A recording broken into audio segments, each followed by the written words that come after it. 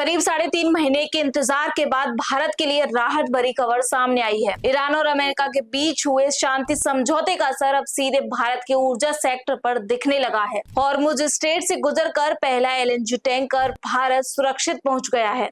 आखिर इस जहाज के पहुंचने का क्या मतलब है और देश को इससे क्या फायदा होगा, देखिए हमारी इस खास खबर में। ये तस्वीर गुजरात के दहेज पोर्ट की है, जहां एलएनजी टैंकर दिशा सुरक्षित पहुंच चुका है। यही वो जहाज है जिसका भारत को पिछले 3.5 महीने से इंतजार था।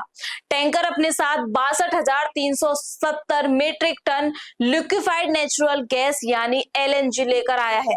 अब आपको बताते हैं कि इस जहाज का इंतजार इतना लंबा क्यों रहा। दरअसल 2 मार्च को कतर के रास लाफान पोर्ट से एलएनजी लेकर निकलने वाला यह जहाज हॉर्मुज स्ट्रेट में बढ़ते तनाव की वजह से आगे नहीं बढ़ पाया था। ईरान और अमेरिका के बीच टकराव बढ़ा, हालात बिगड़े और जहाज समुद्र में ही फंस गया।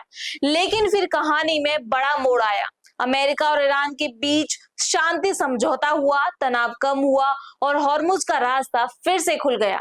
इसके बाद 15 जून को टैंकर दिशा ने अपनी यात्रा दोबारा शुरू की और अब सुरक्षित भारत पहुंच गया है।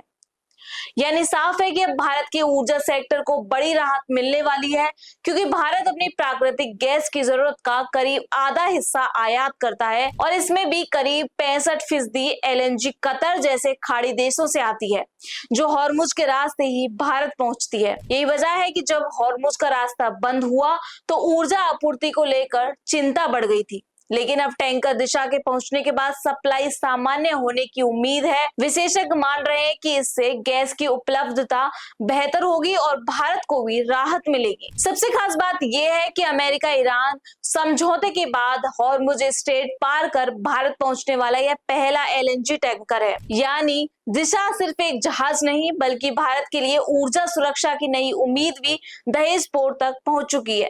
फिलहाल टैंकर दिशा दहेज पोर्ट पर खड़ा है और गैस उतारने की प्रक्रिया शुरू हो चुकी है। अब सबकी नजर इस बात पर है कि आने वाले दिनों में खाड़ी देशों से एलएनजी की सप्लाई कितनी तेजी से सामान्य होती है। इसी के साथ खास खबरों के लिए जुड़े रहिए, देखते रहिए आरएम न्यूज। मैं हूं रक्षा रावल। धन्यवाद।